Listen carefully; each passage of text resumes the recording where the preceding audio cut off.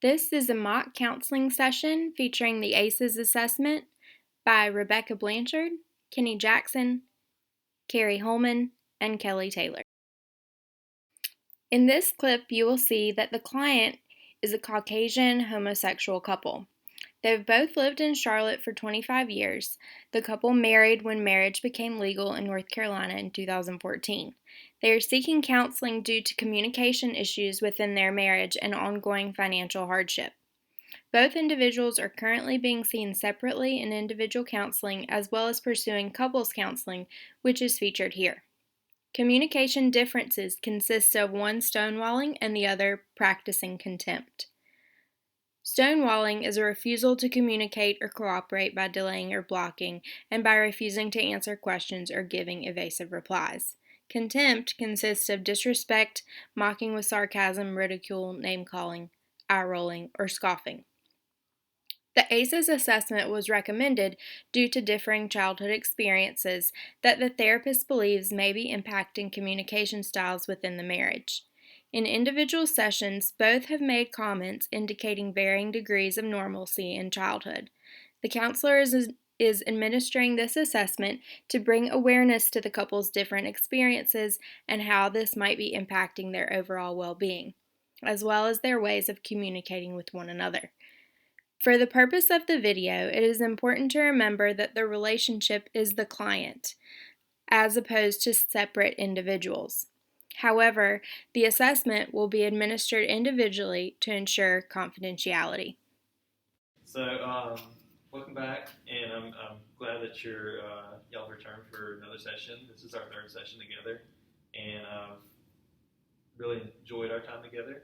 And one thing that came to mind over the course of our time together is that I've noticed some differences in personality and maybe childhood that y'all discussed.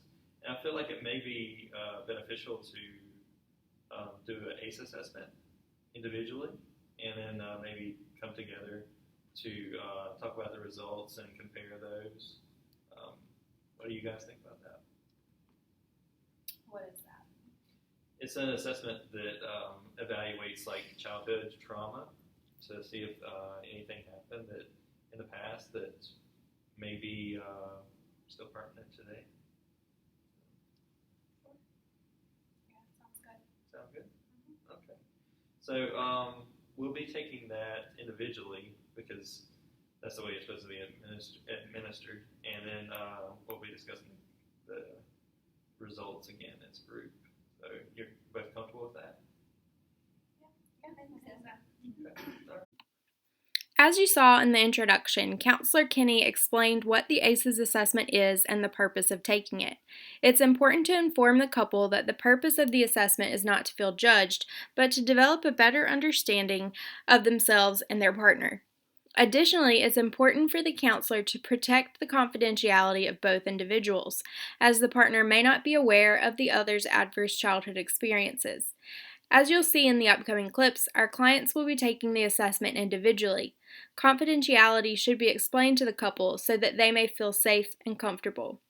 This assessment should be given with adequate lighting and in a comfortable space. Due to the serious nature of these questions, the position of the chairs should be strategically placed so that the individuals are separated and unable to see the other's answers.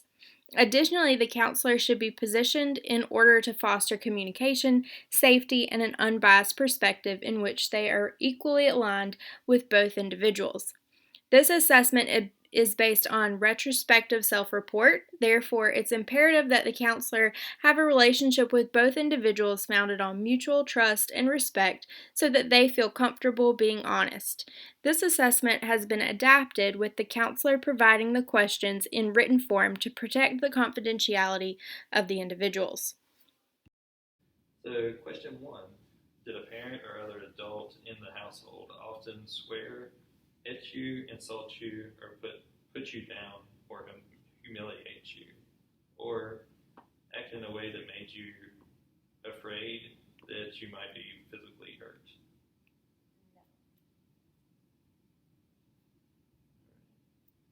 Did a parent or other adult in the household often push, grab, slap, throw something at you or even ever hurt you so hard, hit you so hard, sorry, that you had marks or were injured?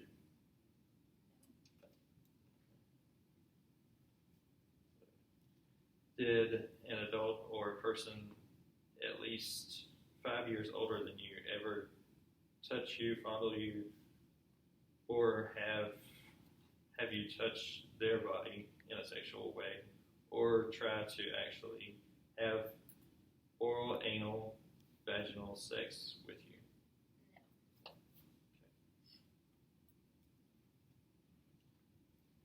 Did you often feel that no one in your family loved you or thought you were important or special, or your family didn't look out for each other, feel close to each other, or support each other? As mentioned previously, ACEs retrospectively assesses forms of abuse, neglect, and household dysfunction. It looks at a range of events that cause a child to feel stressed, which results in trauma responses that may impact communication. Therefore, it's important that Rebecca and Kelly take the assessment individually. In the upcoming example, Kelly, who is the stonewaller in the relationship, has developed this response as a survival skill. Stonewalling may be a trauma response in which she emotionally shuts down from a conversation or argument. This is the way that she has learned to manage her emotions, and this may be the result of learning to cope in her family environment. It was a useful skill for her during childhood. However, when this coping skill is used in a marriage with a supportive partner, it can disrupt communication. Some ACA ethical codes that are pertinent in administering this assessment to a couple are B4A and B. In group work, counselors clearly explain the importance and parameters of confidentiality for the specific group. In couples and family counseling, counselors clearly define who is considered the client and discuss expectations and limitations of confidentiality. Counselors seek agreement and document in writing such agreement among all involved parties regarding the confidentiality of information. In the absence of an agreement to the contrary, the couple or family is considered to be the client. A8. When a counselor agrees to provide counseling services to two or more persons who have a relationship, the counselor clarifies which person or persons are clients and the nature of the relationship the counselor will have with each involved person. If it becomes apparent that the counselor may be called upon to perform potentially conflicting roles, the counselor will clarify, adjust, or withdraw from roles appropriately. A9B, in a group setting, counselors take responsible precautions to protect clients from physical, emotional, or psychological trauma. B1A, counselors maintain awareness and sensitivity regarding cultural meaning of confidentiality and privacy. Counselors respect differing views towards disclosure of information. Counselors hold ongoing discussions with clients as to how, when, and with whom information is to be shared. Okay, so question 7. Was your mother or stepmother often pushed, grabbed, slapped, or had something thrown at her? Or sometimes or often kicked, bitten, hit with a fist, or hit with something hard? Or ever repeatedly hit over at least a few minutes, threatened with a gun or knife? Yes.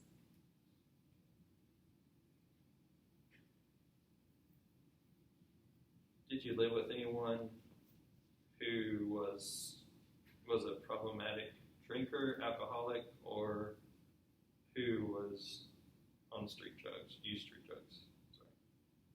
No. Was a household member depressed, mentally ill, or did the household member attempt suicide? Yes.